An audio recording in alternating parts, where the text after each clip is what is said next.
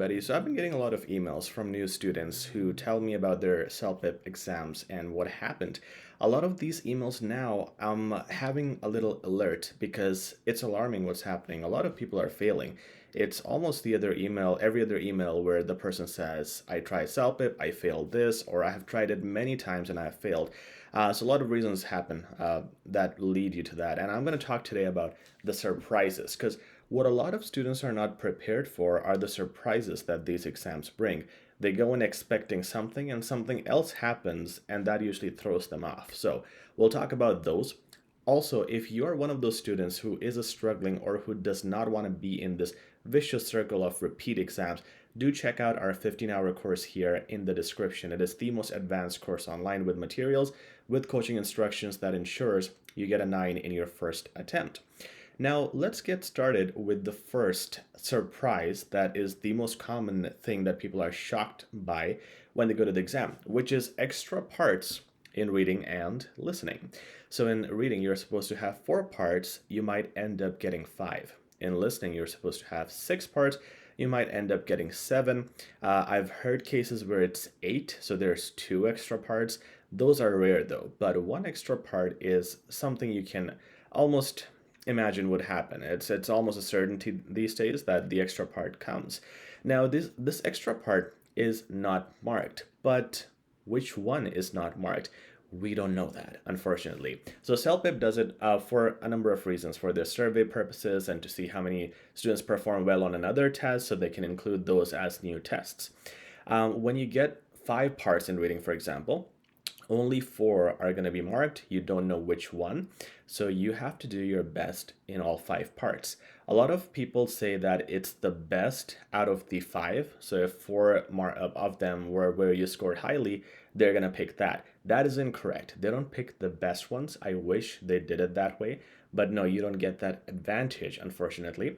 So it's at random. So you want to do your best in all parts. It's really not an issue. The only thing is we don't know which one is going to be marked, and you might get a little more tired because the exam will be longer. So don't be surprised when you see that. The other surprise people get is in speaking. So there would be marks, for example, 11, 12. You're getting that on writing, reading, and listening, but in speaking, you only end up getting an 8 or a 7 or worse, 6. That 6 is very common, actually. Why does that happen? Because speaking in CELPIP is marked very strictly. Now, if you're doing IELTS, writing is marked strictly, and in CELPIP, it is speaking. So that's how you bounce between both exams, and people keep failing all the time. So the speaking marking criteria for CELPIP is very difficult. You need a very exceptional level of speaking, where you have good pauses, good vocabulary, complex sentences, structure, timing, and all those things. And once again, you can get a hold of our templates and all these strategies in our course, which is in the description at a very convenient price. But do not underestimate speaking. If you speak like a normal person, you will not score a 9. And that's strange. It's a strange statement to say, but normally we don't use advanced words or vocabulary. So even if you just have no grammar mistakes, but you're not advanced enough, there's a high chance you will not get a 9. Actually, it's almost a certainty. Without fancy structures, sentences, or words, you will not get a 9 or more in speaking.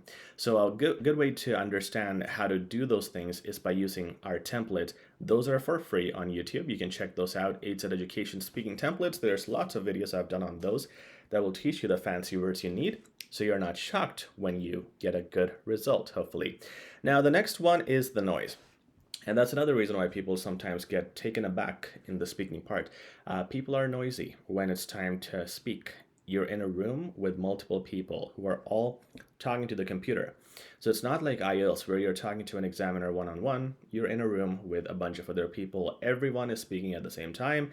In fact, some people might start speaking while you're writing. Okay, they might be further ahead in the test.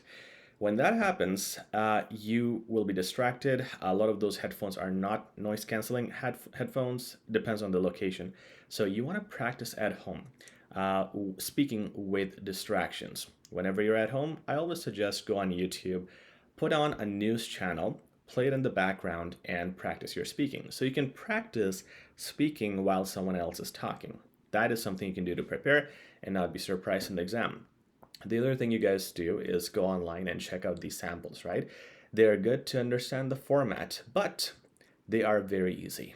The actual exam is way harder. The course that we have made at HZad is very reflective of the real exam, so I highly recommend doing mock tests from there. But the ones you see online, which are easily freely available, they're easy. And it's okay if you just want to do those. Just remember, if you're scoring 9 in those exams online, you're going to score 7 in the real exam. That's how difficult the real exam is. So that's another shocker when people sit down for the real exam. They're like, this is not what I saw online, and for a good reason. Okay, the CELPIP exam is interpretive, which means it's not like IELTS, for example, reading, where you have a keyword in the question, you go in the passage, find the keyword, get the answer, right? It's not keyword matching. Here, you have to read the whole paragraph. You have to read the whole sentence to understand the meaning.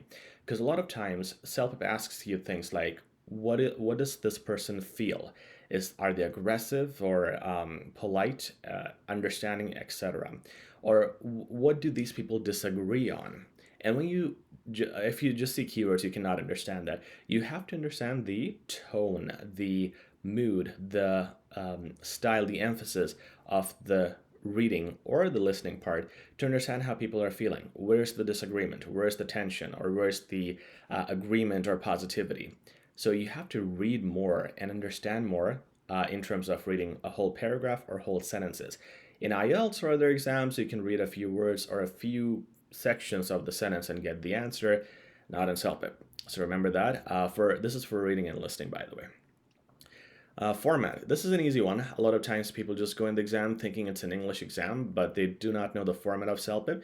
If, again, you're coming from IELTS to CELPIP or just doing CELPIP for the first time, the format is very different. You have multiple choice questions, but also you have multiple choice questions within a letter. In the reading part, for example, within an article, you have multiple choice questions. So it's within a form. And when it comes to listening, it is people talking. There's monologues, there's dialogues, there's even a video. In speaking, it's not just speak on this topic, it's actually looking at multiple pictures and speaking. Writing is pretty straightforward though, but the other formats, you want to make sure you look at them, and you can look at those with our mock tests in our course or online on the free samples, but please make sure you understand the format. The last thing I'm going to say is similar to what I said about speaking, and that is about scoring a 9. This is another shocker for people who have been told all their lives that they have great English and they expect they're going to score an 11 or a 10 easily, 12 maybe, but 9 is something that almost nobody scores. So 9 or higher is people who have very, very good English, more than average. Actually, it's like it's more than upper intermediate. You need to be at a very advanced level to score a 9. And to talk about a 10, 11, or 12, it's something that would be considered perfect English without mistakes and with a lot of fancy words, sentences, and complexities. So if you think 9 is easy, think again. It is very difficult. Most people end up scoring below a 9, especially in the writing and speaking modules. So think of 9 not as good English, but as excellent English. Even if you're a native speaker, and it's a fact, a lot of native speakers do not score a 9 in the real exam. It's a very high level, so don't take it lightly, and don't be shocked if you didn't prepare well and you got an 8 or 7 or something below 9. That is actually the most common thing that happens. So I hope these things help you understand what you should be looking out for so you're not shocked in the real exam, because this happens with a lot of people, and this is why a lot of people fail, when they're not prepared and they're surprised at the outcomes. I hope this video helps. Please like, share, and subscribe. We'll talk very soon. Thank you.